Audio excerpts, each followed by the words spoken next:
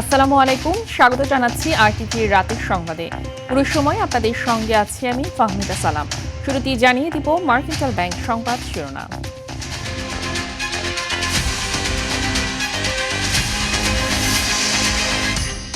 Football ফাইনালের উন্মাদনায় বিশ্ব, অপেক্ষা মহারণের। শিরোপা ধরে রাখার মিশন আর্জেন্টিনার, স্পেনের লক্ষ্য পুনরুদ্ধার।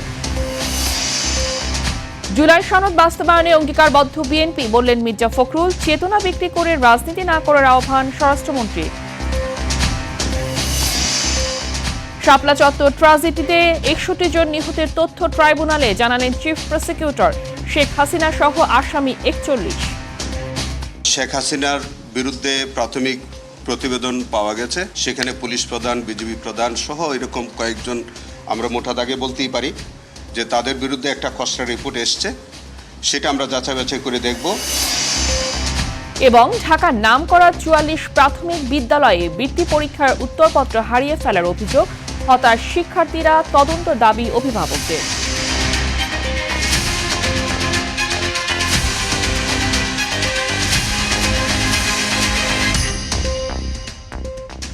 দর্শক, শুনছিলেন মার্কেন্টাইল ব্যাংক সংবাদ শিরোনাম। দর্শক, বড় পর্দায় বিশ্বকাপ ফাইনাল দেখতে রাজধানী সহ দেশের বিভিন্ন স্থানে নেওয়া হয়েছে ব্যাপক প্রস্তুতি। এই মুহূর্তে টিএসসি থেকে সরাসরি যুক্ত হচ্ছেন সহকর্মী তৌফিকুল ইসলাম আশিক। বিশ্বকাপ ফাইনাল ঘিরে টিএসসিতে ভক্তদের উন্মাদনা কেমন দেখছেন এবং দর্শকদের উপস্থিতি কেমন দেখছেন, বিস্তারিত জানাবেন। জি, নানা চড়াই উতরাই পার করে এবং নানা নাটকীয়তা শেষে অবশেষে ফাইনাল খেলছে আর্জেন্টিনা। আপনাকে যদি জানিয়ে রাখি, বাংলাদেশে আর্জেন্টিনার ভক্ত অনেক বেশি এবং আর্জেন্টিনা এবং ব্রাজিলের যে পরিমাণ সমর্থক, সেই হিসেবে আর্জেন্টিনার আজকে ফাইনাল হিসেবে আসলে অনেক দর্শক আমরা এখানে দেখছি। তবে ঢাকা বিশ্ববিদ্যালয় ক্যাম্পাসে যারা বহিরাগত ঢোকার ব্যাপারে একটা বিধিনিষেধ রয়েছে, আমরা ঢোকার সময় লক্ষ্য করেছি যারা বহিরাগত তাদেরকে ঢুকতে দেওয়া হচ্ছে না। এরপরেও আমরা এখানে যাদের দর্শক উপস্থিতি দেখছি, তবে তুলনামূলক দর্শক উপস্থিতি কম, কেননা এখানে যারা রয়েছেন বেশিরভাগই ঢাকা বিশ্ববিদ্যালয়ের শিক্ষার্থী। তবে অনেকেই বহিরাগত প্রবেশ করেছেন যারা হয়তো বা কোনোভাবে এখানে ঢুকে পড়েছে। আমরা এখানে দু একজন দর্শকের সাথে কথা বলার চেষ্টা করব। এই যে আর্জেন্টিনার খেলা, আজকের এই ফাইনাল ম্যাচ নিয়ে তাদের আসলে প্রত্যাশা কি? আমাদের প্রত্যাশা বরাবরই আমরা চ্যাম্পিয়ন। আমরা গতবারও কাপ নিয়েছি, এবারও কাপ নেব ইনশাল্লাহ। আর আমাদের টিমে মেসি আছে, আমরা কাউকে ভয় পাই না। আমাদের টিমে মেসি আছে, এটাই আমাদের কাছে অনেক। ওরা 11 জন খেলুক মাঠে, কিন্তু আমাদের মেসি ভালো খেললে আমরা অবশ্যই চ্যাম্পিয়ন হয়ে যাব ইনশাল্লাহ। আমি আগে থেকেই 4 স্টার, আমরা অলওয়েজ চ্যাম্পিয়ন। স্পেনকে কেমন প্রতিপক্ষ হিসেবে দেখছেন? স্পেন তো আমরা তো গুনাই ধরি না গেলারে। নিয়ে হয়েছে তো মনে করেন মেসির শিষ্য, কোনোদিন গুরুর উপরে উঠতে পারবো, জীবনে উঠতে পারবো না। ইনশাল্লাহ আমরা 2 গোলই জিতবো। যেমনটি বলছিলেন যে স্পেনকে আসলে তারা সেভাবে দেখছে না জয়ী হিসেবে। তো আমরা যতটুকু দেখছি যে যারা এখানে দর্শক রয়েছেন তারা বিজয়ের ব্যাপারে প্রত্যাশী। টানা 2 বারের মতো হয়তো বা আর্জেন্টিনা এবার বিশ্বকাপ জয়ী হতে পারে। এখন আর মাত্র 2 ঘন্টা খেলার অপেক্ষা। যারা দর্শক রয়েছেন তারা অপেক্ষা করছেন কখন খেলা শেষ হবে এবং মেসির যে জাদুকরী গোল, সেই গোলের প্রত্যাশায় তারা রয়েছে। এই ছিল ঢাকা বিশ্ববিদ্যালয় থেকে আমার কাছে দর্শকদের সর্বশেষ তথ্য। ধন্যবাদ আপনাকে। স্বাক্ষরিত জুলাই সনদ বাস্তবায়নে অঙ্গীকারবদ্ধ বিএনপি, তা বাস্তবায়নে সংবিধান সংশোধন কমিটিতে বিরোধী দলকে যোগ দেওয়ার আহ্বান জানালেন বিএনপি মহাসচিব মির্জা ফখরুল ইসলাম আলমগীর। সবকিছুতেই বিরোধিতার মানসিকতা থেকে বিরোধী দলকে বেরিয়ে আসার আহ্বানও জানান তিনি। এদিকে স্থানীয় সরকার নির্বাচনে কারা অংশ নিতে পারবে সেটি ইসি ও আদালতের বিষয় বলে জানিয়েছেন প্রধানমন্ত্রীর রাজনৈতিক উপদেষ্টা রুহুল কবির রিজভী। শামীম চৌধুরীর রিপোর্ট। রোববার দুপুরে রাজধানীর ইঞ্জিনিয়ার ইনস্টিটিউট মিলনায়তনে 24-এর গণ অভ্যুত্থানে শহীদ সাংবাদিকদের পরিবারকে সম্মাননা প্রদান অনুষ্ঠানের আয়োজন করে ন্যাশনাল এডিটর্স কাউন্সিল। অনুষ্ঠানে প্রধান অতিথির বক্তব্যে জুলাই সনদ বাস্তবায়নের বিষয়ে সরকারের অবস্থানের কথা পুনর্ব্যক্ত করেন বিএনপি মহাসচিব। সংসদের সুযোগ এসছে, একটা আপনার কমিটি তৈরি করা হয়েছে। বিরোধী দলের আমার আহ্বান থাকবে যে তারা আসবেন, এই কমিটিতে যোগ দিবেন এবং সংবিধানের যে বিষয়গুলো পরিবর্তন করা দরকার সেই পরিবর্তন করার তারা সহযোগিতা করবেন। এদিকে আগারগাঁওয়ে নির্বাচন কমিশন কার্যালয়ে দলের 2025 বর্ষপঞ্জির আয় ব্যয়ের হিসেব প্রদান করেন বিএনপির সিনিয়র যুগ্ম মহাসচিব রুহুল কবির রিজভী। পরে সেখানে সাংবাদিকদের প্রশ্নের জবাবে স্থানীয় সরকার নির্বাচনে প্রার্থীদের দলীয় সমর্থন ও কাউন্সিলের বিষয়ে দলের অবস্থান তুলে ধরেন তিনি। দলের প্রতীক নিয়ে কোনো নির্বাচন হচ্ছে না, তো সেই ক্ষেত্রে সর্বোচ্চ নীতি নির্ধারণী যে ফোরাম আছে তারা বসে পরবর্তীতে এটা জানাবেন। এখন পর্যন্ত এই বিষয়ে কোনো সিদ্ধান্ত হয়নি। এ সময় নির্বাচন কমিশনে প্রদান করা 2025 বর্ষপঞ্জির বিএনপির আয় ব্যয় হিসাব তুলে ধরেন দলের কোষাধ্যক্ষ এম রশিদুজ্জামান মিল্লাত। 1 জানুয়ারি 2025 থেকে 31 ডিসেম্বর পর্যন্ত দলটির মোট আয় 22 কোটি 19 লক্ষ 65,182 টাকা। দলটির মোট ব্যয় হয়েছে 15 কোটি 26 লক্ষ 10,857 টাকা। বিএনপির আয়ের উৎস সম্পর্কেও গণমাধ্যমকে জানান দলের কোষাধ্যক্ষ। নির্বাহী কমিটির চাঁদা, প্রাথমিক সদস্য ফর্ম বিক্রয় ইত্যাদি মিলে এই টাকাটি হয়েছিল। শামীম চৌধুরী, আরটিভি, ঢাকা। মবের নামে অন্তর্বর্তী সরকারের আমলে অপসংস্কৃতি সৃষ্টি হয়েছিল বলে মন্তব্য করেছেন স্বরাষ্ট্রমন্ত্রী সালাউদ্দিন আহমদ। জাতীয় প্রেস ক্লাবে জুলাই গণ অভ্যুত্থানের 2 বছর পূর্তি উপলক্ষে আয়োজিত আলোচনা সভায় তিনি কথা বলেন। এ সময় স্বরাষ্ট্রমন্ত্রী বলেন, জুলাই চেতনা বিক্রি করে বেশি দিন রাজনীতি করা যায় না। জুলাই কারো একার নয়। যারা এমপি মন্ত্রী হওয়ার জন্য জুলাই রাজনীতি করে তাদের জুলাই বিক্রি করে রাজনীতি না করার আহ্বান জানান তিনি।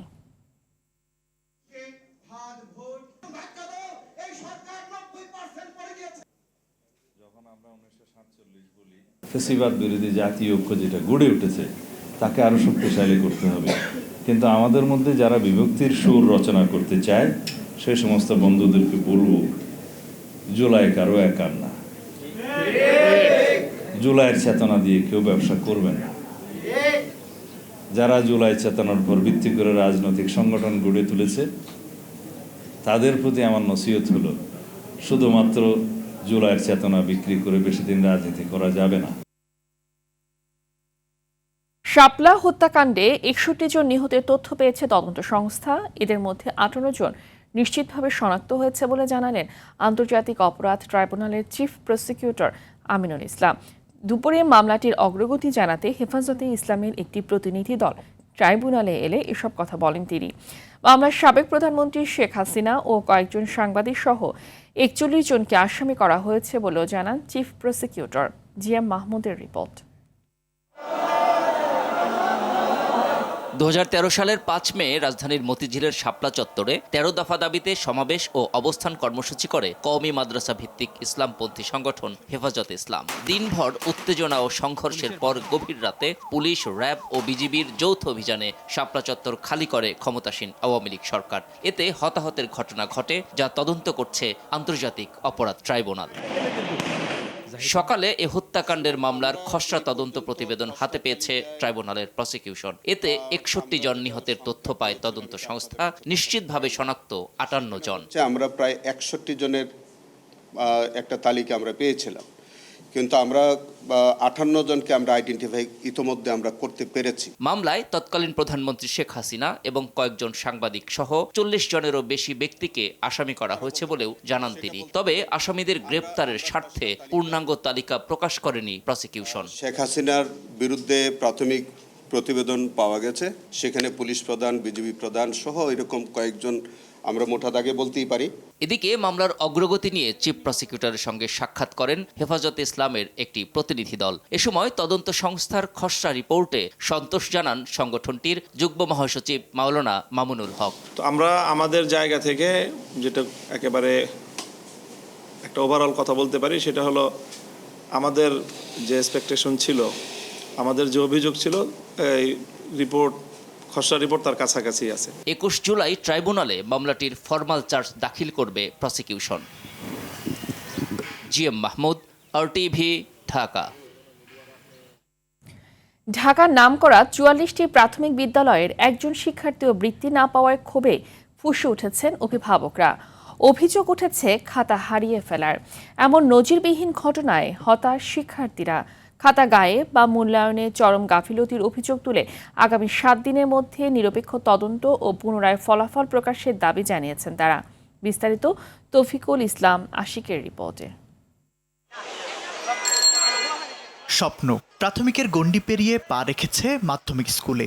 এর মাঝেই দিনরাত এক করে কঠোর পরিশ্রমের মাধ্যমে প্রস্তুতি নিয়েছিল প্রাথমিক বৃত্তি পরীক্ষার, কিন্তু ফলাফলের দিন স্বপ্নের সেই হাসিমুখ নিমিষেই রূপ নেয় চরম হতাশায়। শুধু স্বপ্নই নয়, ঢাকার মতিঝিল সরকারি প্রাথমিক বিদ্যালয়ের অধীনে ৪৪টি নামী শিক্ষা প্রতিষ্ঠানের মোট ৯০৩ জন শিক্ষার্থীর কেউই এবার ট্যালেন্ট পুল কিংবা সাধারণ গ্রেডে বৃত্তি পায়নি। আমরা বৃত্তি পাইতাম, কিন্তু আমাদের রেজাল্ট দেওয়া হয়নি। এটা আমাদের কাছে অনেক খারাপ লাগছে। আলহামদুলিল্লাহ ভালো করে বৃত্তি দিছে, কিন্তু আমাদের বৃত্তিটা আসলো না, এটাতে আমরা খুবই অসহায়। ঢাকার নামকরা ৪৪টি প্রতিষ্ঠানের এই বিপুল সংখ্যক মেধাবী শিক্ষার্থীর একজনও বৃত্তি না পাওয়াটা কোনোভাবেই মেনে নিতে পারছেন না ক্ষুব্ধ অভিভাবকরা। তাদের অভিযোগ, কর্তৃপক্ষ খাতা হারিয়ে ফেলেছে, পাশাপাশি মেধার অবমূল্যায়ন কিংবা খাতা মূল্যায়নে চরম কোনো গাফিলতির আশঙ্কা করছেন তারা। একটা শিক্ষার্থীও বৃত্তি পায়নি। ৯০৩ জন স্টুডেন্টের মধ্যে একটা স্টুডেন্টও কি মেধাবী নয়? কঠোর পরিশ্রম করে তারা তাদের মেধার যাচাই করতে চেয়েছিল, অথচ এই কর্তৃপক্ষের গাফিলতির কারণে আজকে এই বাচ্চারা একটা বাচ্চাও বৃত্তি পেল না। তবে সংশ্লিষ্টদের দাবি, তারা নিয়ম অনুযায়ী পরীক্ষা নিয়ে ঊর্ধ্বতন কর্তৃপক্ষের কাছে খাতা পাঠিয়েছেন। ইতিমধ্যেই নজিরবিহীন এই ঘটনার সুষ্ঠু তদন্তের দাবিতে সংশ্লিষ্ট কর্তৃপক্ষের কাছে স্মারকলিপি দিয়েছেন অভিভাবকরা। আমি তো কেন্দ্র সচিব, কেন্দ্র থেকে খাতা কর্তৃপক্ষকে বুঝিয়ে দেওয়াই আমার কাজ, আর তো কোনো কাজ নেই। আমাদের পক্ষ থেকে আর কি পরীক্ষা ভালোভাবে পরিচালনা করে আমরা যেভাবে বলা হয়েছে নিয়ম মতো সবকিছু আমরা ঊর্ধ্বতন কর্তৃপক্ষের কাছে জমা দিয়ে আসি। এরপরে তো আর কোনো কিছু ছিল না করার। শিক্ষক, অভিভাবক সহ উচ্চতর কমিটি গঠন করে নিরপেক্ষ তদন্তের মাধ্যমে পুনরায় ৭ দিনের মধ্যে ফলাফল প্রকাশ করার দাবি অভিভাবক ও কোমলমতি শিক্ষার্থীদের। তৌফিকুল ইসলাম আশিক, RTV, ঢাকা। নীলফামারীর কিশোরগঞ্জে HSC পরীক্ষা ২০২৬ সালের পরিবর্তে ২০২৫ সালের প্রশ্নপত্রে ২.৫ ঘন্টা পরীক্ষা নেয়ার ঘটনা ঘটেছে। সকাল 10টায় বড়ভিটা স্কুল অ্যান্ড কলেজ কেন্দ্রে ইতিহাস পরীক্ষায় এ ঘটনা ঘটে। পরীক্ষা শুরুর পর শিক্ষার্থীরা প্রশ্নপত্রে অসঙ্গতি দেখে কক্ষ পরিদর্শকদের জানালেও তা আমলে নেওয়া হয়নি। বেলা ১১টা ৪৫ মিনিটে ভুল ধরা পড়লে পরীক্ষা স্থগিত করে সঠিক প্রশ্নপত্র দেওয়া হয়। পরে বেলা 2টা 20 মিনিট পর্যন্ত অতিরিক্ত সময় দিয়ে পরীক্ষা শেষ করা হয়। এই ঘটনায় 3 সদস্যের তদন্ত কমিটি গঠন করেছে উপজেলা প্রশাসন। সাবেক ভূমিমন্ত্রী সাইফুজ্জামান চৌধুরী জাবেদের গুলশানের প্রায় ৭,৫০০ বর্গফুটের 2টি ফ্ল্যাট দখলে নিতে অভিযান চালাচ্ছে দুদক। রোববার সকালে নির্বাহী ম্যাজিস্ট্রেট ও স্থানীয় পুলিশের সহায়তায় ফ্ল্যাট দুটির তালা ভেঙে ভেতরে মালামাল জব্দ করার প্রক্রিয়া শুরু করে সংস্থাটি। দুদক বলছে, দুর্নীতির নানা আলামত মিললেও অনেক মালামাল আগেই সরিয়ে ফেলা হয়েছে। শাকিলা করিমের প্রতিবেদনে বিস্তারিত। গত ডিসেম্বরে রাজধানীর গুলশান 2-এর ৬৬ নম্বর রোডের এই আলিশান বাড়িটির সন্ধান পায় দুদক, যেখানে সাবেক ভূমিমন্ত্রী সাইফুজ্জামান চৌধুরীর প্রায় 18 কোটি টাকা মূল্যের 2টি ফ্ল্যাট রয়েছে। আদালত থেকে ফ্ল্যাট দুটি ক্রোকের আদেশের পর এর তত্ত্বাবধানের দায়িত্ব দেওয়া হয় দুদককেই। রোববার সকালে গুলশান পুলিশের সহায়তায় একজন নির্বাহী ম্যাজিস্ট্রেটের উপস্থিতিতে বন্ধ ফ্ল্যাট দুটির তালা ভেঙে ভেতরে প্রবেশ করেন দুদক কর্মকর্তারা। ফ্ল্যাটে মার্সিডিজ বেঞ্চ সহ 8টি বিলাসবহুল গাড়ির চাবি ও দুর্নীতির নানা আলামত মিললেও অনেক মালামাল আগেই সরিয়ে ফেলা হয়েছে বলে ধারণা দুদকের। গাড়ির চাবি পেয়েছি আমরা, 5 থেকে 6টা গাড়ির চাবি পেয়েছি, দামি গাড়ি মার্সিডিজ বেঞ্চ সহ রোলেক্স ঘড়ির অনেকগুলো প্যাকেট পেয়েছি, ম্যানুয়াল পেয়েছি। এছাড়া বেশিরভাগ দামি জিনিস অবশ্য সরিয়ে ফেলেছে, তবে আমরা এখান থেকে অনেক ক্লু পাবো, তদন্তের অনেকগুলো ক্লু পাবো, যেগুলো আমরা ভবিষ্যতে আমাদের কাজে লাগবে। ফ্ল্যাট দুটি নিয়ন্ত্রণে নেওয়ার পর এর রক্ষণাবেক্ষণের দায়িত্বে থাকবে দুদকের সম্পদ ব্যবস্থাপনা বিভাগ। এটা আইনে বলা আছে যে এই সম্পদটা যাতে যথাযথ ব্যবহার নিশ্চিত করা হয়।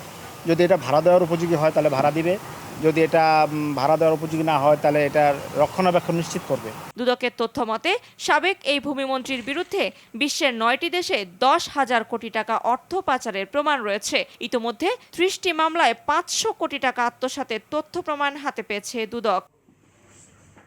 শাকিলা করিম, RTV, ঢাকা।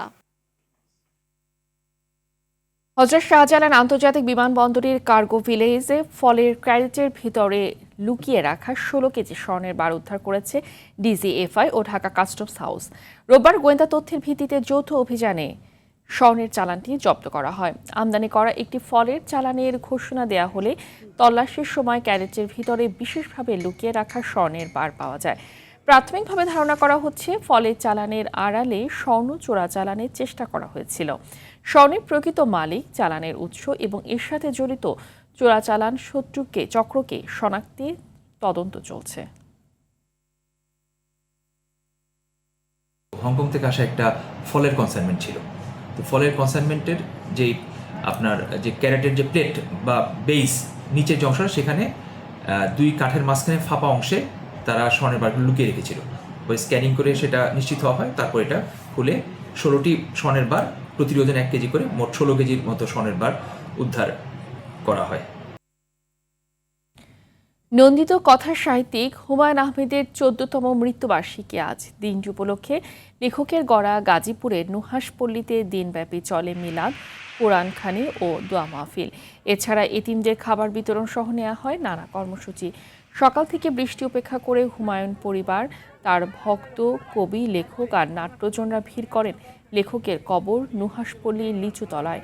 পরিবারের পক্ষ থেকে পুষ্পস্তবক অর্পণ করা হয় তার কবরে। রাজধানীতে প্রিমিয়াম খাবার ও আধুনিক বিনোদনের নতুন গন্তব্য হিসেবে যাত্রা শুরু করেছে দ্য গ্র্যান্ডিওর এবং প্লেফিনিটি। আকিজ ইনসাফ গ্রুপের এই 2 নতুন উদ্যোগের উদ্বোধনের মধ্য দিয়ে গ্রাহকদের জন্য আন্তর্জাতিক মানের ডাইনিং ও বিনোদন অভিজ্ঞতা দেওয়ার প্রত্যয় ব্যক্ত করেছে প্রতিষ্ঠানটি। অনুষ্ঠানের উদ্বোধন করেন আকিজ ইনসাফ গ্রুপের ব্যবস্থাপনা পরিচালক শেখ জামিল উদ্দিন। উদ্যোক্তারা বলছেন, এটি শুধু খাবারের স্থান নয়, বরং পরিবার, বন্ধু ও প্রিয়জনদের সঙ্গে স্মরণীয় সময় কাটানোর একটি গন্তব্য। একটানা বৃষ্টিতে সৃষ্ট আকস্মিক বন্যায় ভারতের জম্মু কাশ্মীরের রাজৌরি ও পুঞ্চ জেলায় ব্যাপক ক্ষয়ক্ষতি হয়েছে। বন্যায় নিহত হয়েছে অন্তত 11 জন, নিখোঁজও রয়েছেন বহু মানুষ। নিচু এলাকাগুলো প্লাবিত হওয়ায় কয়েক শতাধিক বাসিন্দাকে নিরাপদ আশ্রয়ে সরিয়ে নেওয়া হয়েছে। বন্যার সবচেয়ে বড় ক্ষয়ক্ষতির ঘটনা ঘটেছে রাজৌরি শহরে। নিখোঁজদের সন্ধানে উদ্ধারকারী দল তল্লাশি অভিযান অব্যাহত রেখেছে। অঞ্চলটিতে সরকারি তথ্য অনুযায়ী গত 24 ঘন্টায় রিয়াসিতে সর্বোচ্চ 106 মিলিমিটার, রাজৌরিতে 103 মিলিমিটার সহ অন্যান্য অঞ্চলেও ভারী বৃষ্টিপাত হয়েছে। আবহাওয়া পূর্বাভাস বলছে, আগামী 23 জুলাই পর্যন্ত জম্মু ও কাশ্মীরে মাঝারি থেকে ভারী বৃষ্টিপাতের সম্ভাবনা রয়েছে। শেষ করার আগে মার্কেন্টাইল ব্যাংক সংবাদ শিরোনামগুলো জানিয়ে দিচ্ছি আরও একবার।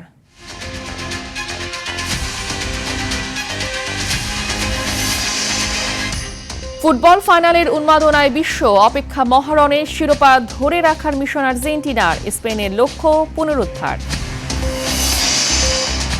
জুলাই সনদ বাস্তবায়নে অঙ্গীকারবদ্ধ বিএনপি, বললেন মির্জা ফখরুল। চেতনা বিক্রি করে রাজনীতি না করার আহ্বান স্বরাষ্ট্রমন্ত্রী। শাপলা চত্বর ট্রাজেডিতে 61 জন নিহতের তথ্য ট্রাইব্যুনালে জানালেন চিফ প্রসিকিউটর। শেখ হাসিনা সহ আসামি 41। এবং ঢাকার নামকরা 44 প্রাথমিক বিদ্যালয়ের বৃত্তি পরীক্ষার উত্তরপত্র হারিয়ে ফেলার অভিযোগ, হতাশ শিক্ষার্থীরা, তদন্তের দাবি অভিভাবকদের। রাতের সংবাদ এই পর্যন্তই। মধ্যরাতের সংবাদ রাত 1টায় দেখার আমন্ত্রণ রইল। ধন্যবাদ সবাইকে।